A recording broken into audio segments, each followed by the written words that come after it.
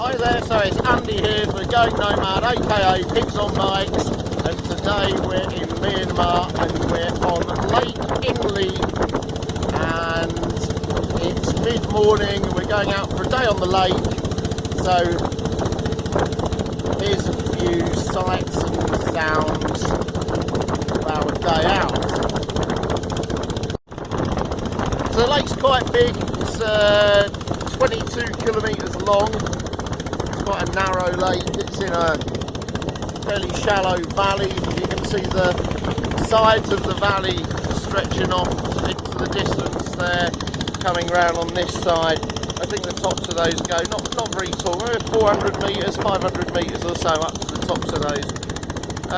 It's a wildlife and biosphere resort, or sorry, not resort, reserve, and also on the lake there's floating villages, floating markets, and they also grow a load of tomatoes by hydroponics, which is quite cool really. So there we go, there's some shots of the lake at the moment.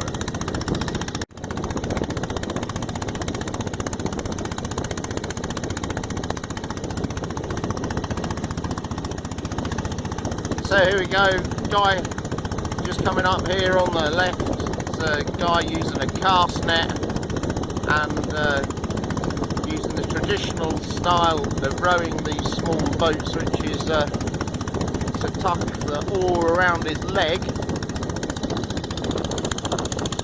No, it's not a cast net, that's just a static line that he's fishing with there, I think. But yeah, weird ways, unique to Inle is the way of rowing, and the guys use their leg muscles to propel the boat. The women don't. The women row in the traditional style. You can see these lads out there. I've got no idea what they're doing.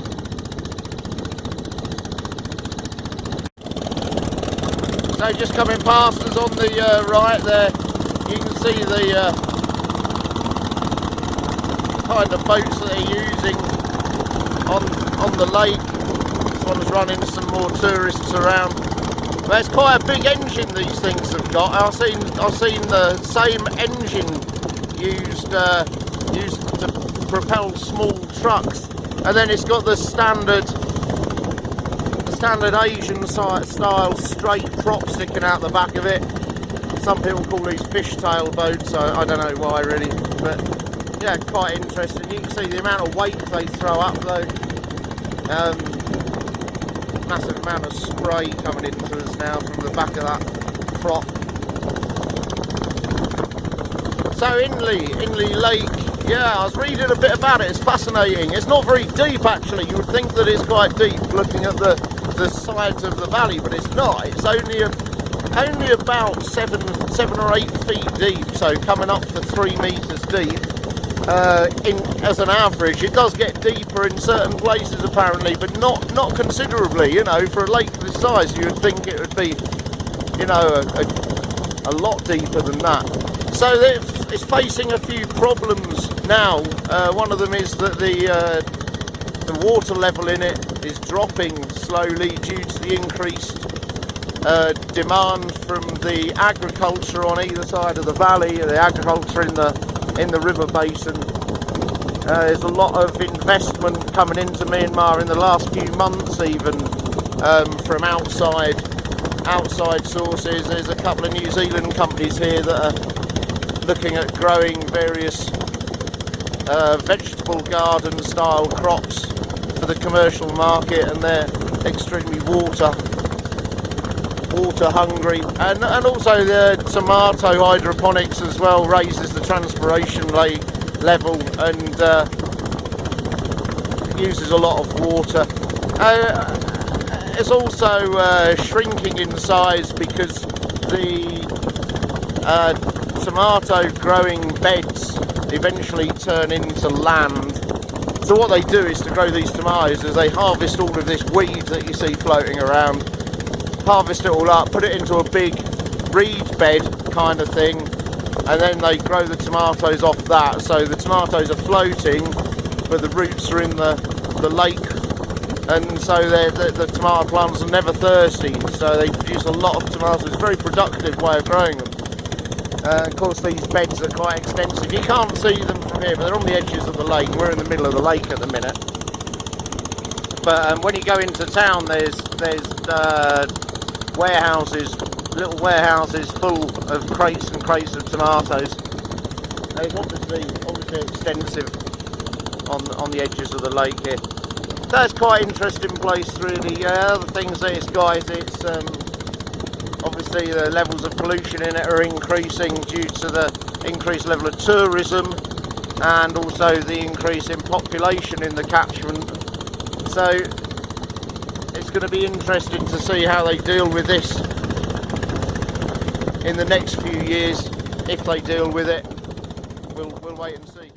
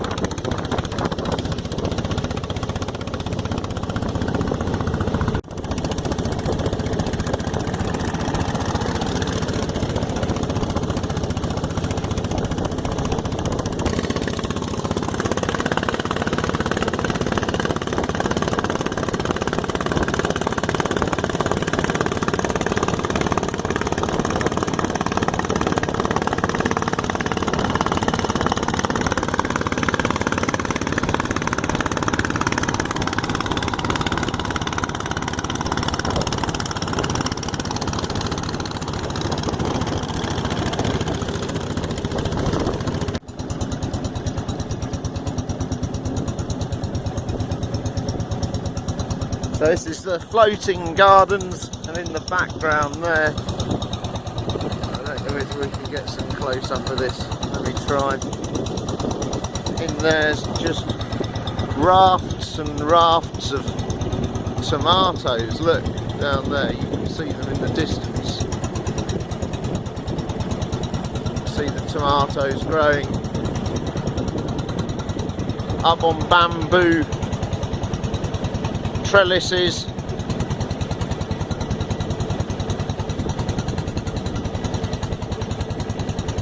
All grown by hydroponics, and the rafts are just piles of weeds where they've harvested the weed, made a raft out of it, and then eventually it becomes soil.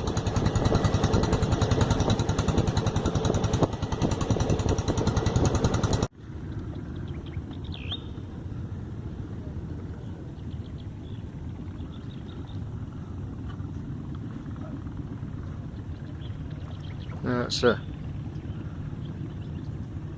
large scale hydroponics.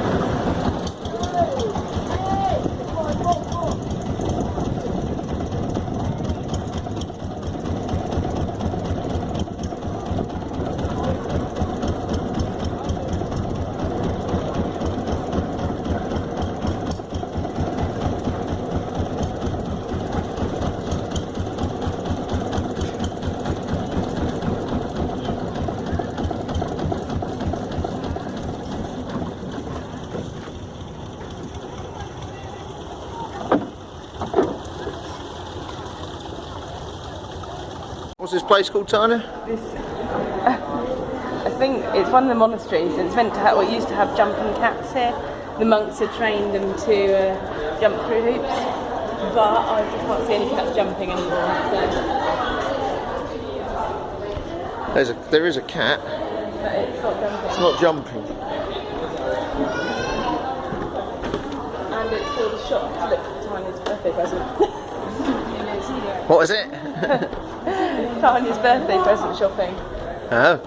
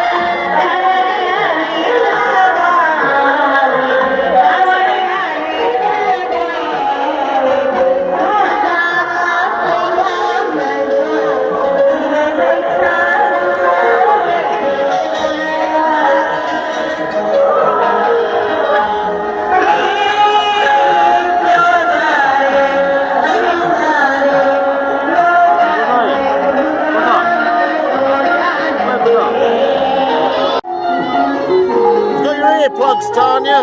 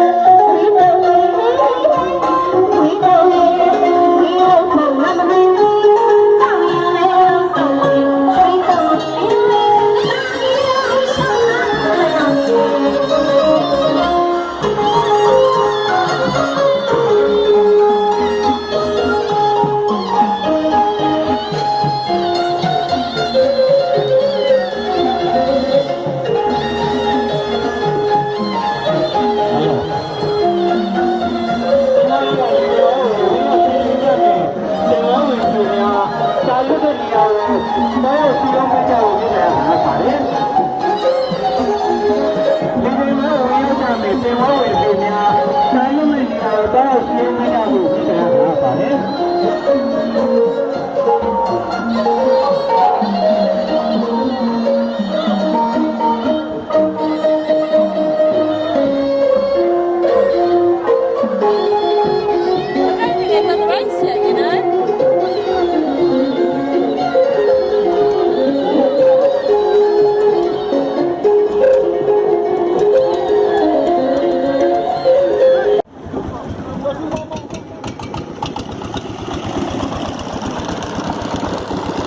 Our day in the lake, it's now 4:30 and we're just heading back into town. We're about 3/4 an hour out, so it's excellent things today.